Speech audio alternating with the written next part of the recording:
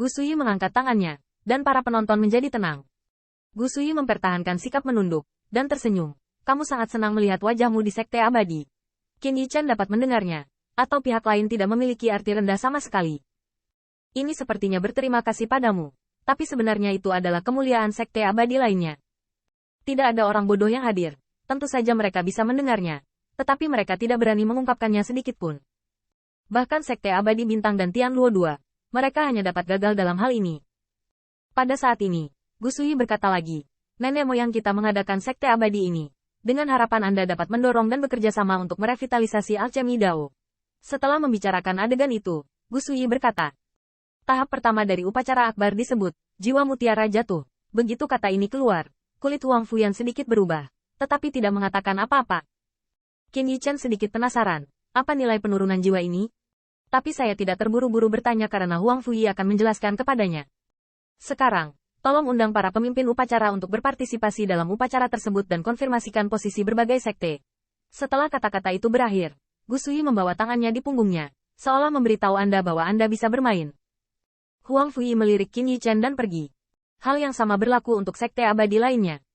Namun, Qin Yichan belum mengambil beberapa langkah, tetapi ada suara yang keluar dari telinganya. Hei, teman-teman, lihat. Mengapa pria dari Sekte Abadi Yuan Surgawi tidak bermain di Pilmaster Pembangkit Tenaga Listrik teratas? Siapa anak ini dan bagaimana dia menghadiri upacara atas nama Sekte Abadi Yuan Surgawi? Qin Yichan terkejut. Mungkinkah Anda meragukan identitas Anda? Tetapi saat berikutnya, dia tahu dia salah berpikir.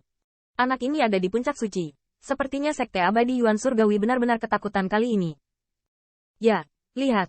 Orang di belakang Li Huaying jelas adalah Pilmaster Pembangkit Tenaga Listrik. Tapi dia tidak berani bermain. Menarik, dua puncak suci. Sekte Abadi Yuan Surgawi adalah pemain terlemah Alchemy Dao kali ini, kan? Siapa bilang tidak? Bahkan Tian Kui dan True Martial Immortal Sect, bagaimanapun, adalah tiga Pilmaster Pembangkit Tenaga Listrik teratas.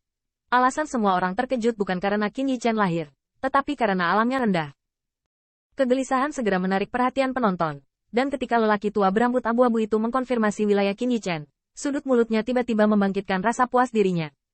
Kakak Huang Fu, apakah ini murid barumu? Tatapan Huang Fu sedikit bergeser. Apa itu dan apa hubungannya denganmu? Pria tua berambut abu-abu itu bahkan lebih tersenyum. Itu tidak ada hubungannya denganku. Tapi sepertinya kakakmu, Huang Fu, tidak terlalu keras pada tulangmu. Master Martial Immortal juga berkata, tampaknya brother Huang Fu akhirnya menyingkirkannya. Untuk menjadi seorang pria, Anda harus kagum. Jika tidak, Anda tidak hanya akan melukai diri sendiri, tetapi juga memengaruhi orang lain. Tidak hanya dua sekte abadi, tetapi bahkan beberapa sekte abadi dengan latar belakang menengah, semuanya terkejut. Meskipun, bagaimanapun, sekte abadi Yuan Surgawi tidak layak untuk dibandingkan dengan diri mereka sendiri, tetapi adegan ini cukup untuk membuat mereka tertawa. TSK, dari mana anak di atas itu berasal? Bukankah itu akan diadu oleh Huang Fu? Saya tidak yakin. Beberapa Pilmaster Pembangkit Tenaga Top tidak mengirimkannya, tetapi mereka mengirim top suci, mungkin untuk menebusnya. Lagi pula, bahkan jika murid Li Huaying muncul, hasilnya sama, yang bagus untuk sekte abadi Yuan Surgawinya. Pada saat ini, saya tidak tahu berapa banyak mata mencemooh Qin Yichan. Bahkan Sui melihat matanya sedikit, mulutnya sedikit terangkat, menarik. Sepertinya Huang Fu memiliki ingatan yang panjang, tapi sisinya Tian Fei Peng berkata sambil mencibir, sayangnya, muridnya juga merupakan puncak suci. Ini benar-benar tidak sebaik satu generasi. Kehadiran Qin Yichan membuat pria tua berambut abu-abu dan pemilik True Martial Palace sangat gembira. Awalnya, mereka bertiga memiliki kekuatan yang sama dan bersaing satu sama lain. Tetapi pada saat upacara ini, Sekte Abadi Yuan Surgawi takut bahwa mereka bahkan tidak memenuhi syarat untuk bersaing dengan mereka. Bawah yang tepat. Bahkan di mata banyak orang, Huang Fuzhen terpaksa tidak melakukan apa-apa. Adapun tidak menghadiri upacara, konsekuensi dari tidak memberikan wajah Sekte Abadi Shen Xiao, tidak perlu dikatakan lagi. Mendengarkan tawa di sekitarnya, penonton Li Huaying sangat marah, dan bahkan Hu Tianqi sangat marah saat ini. Dia benar-benar ingin berdiri dan mengatakan bahwa Qin Yichan tidak berusaha mencari tahu, tetapi dia menang dengan kemampuannya. Tapi melakukan ini sama saja dengan menamparkan diri sendiri di depan sekte abadi utama dengan keras. Kunci yang lain belum percaya, saya khawatir saya hanya akan menganggap itu semua sebagai lelucon. Tunggu dan lihat, kuharap kamu bisa tertawa saat mencicipi Tingwei. Untuk beberapa alasan, saat ini, Hu Tianqi tidak hanya tidak lagi peduli dengan Qin Yichan, tetapi juga memiliki hati yang sama.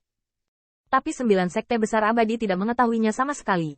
dan bahkan menganggap Qin Yichen sebagai hantu nasib buruk yang hanya dia bawa masuk.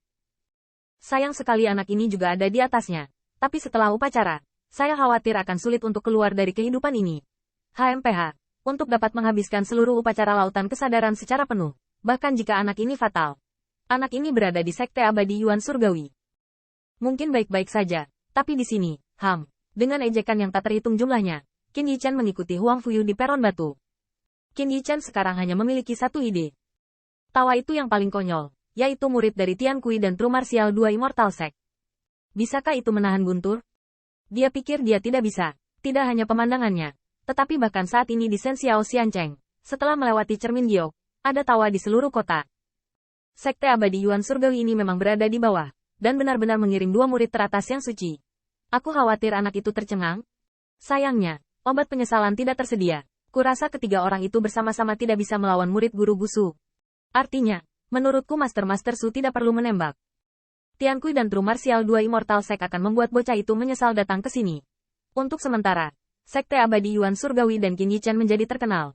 Dan sebelum upacara akbar dimulai, mereka dianggap sebagai yang berikutnya.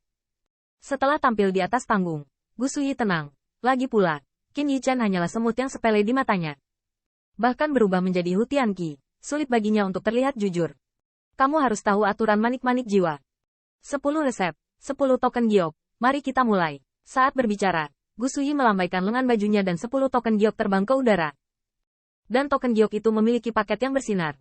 Qin Yichen tidak bisa menembus sama sekali. Dan saya tidak tahu apakah Kaisar dan yang lainnya bisa menembus. Tapi merasakan kengerian yang luar biasa, saya takut Gusu Yi sendiri memblokirnya dengan kekuatan roh. 10 token giok melayang ke udara. Setelah menghela nafas, saya melihat bahwa 9 guru agung abadi kecuali Gusu Yi mengambil gambar. Token giok langsung tersedot ke telapak tangannya. Untuk menunjukkan keadilan, Gusu Yi tidak menembak sama sekali, dan token giok terakhir melayang perlahan di telapak tangannya. Cahaya pada token giok menghilang. Huang Fuxuan merentangkan telapak tangannya, dan berkata dengan ringan, 6, ini cukup beruntung.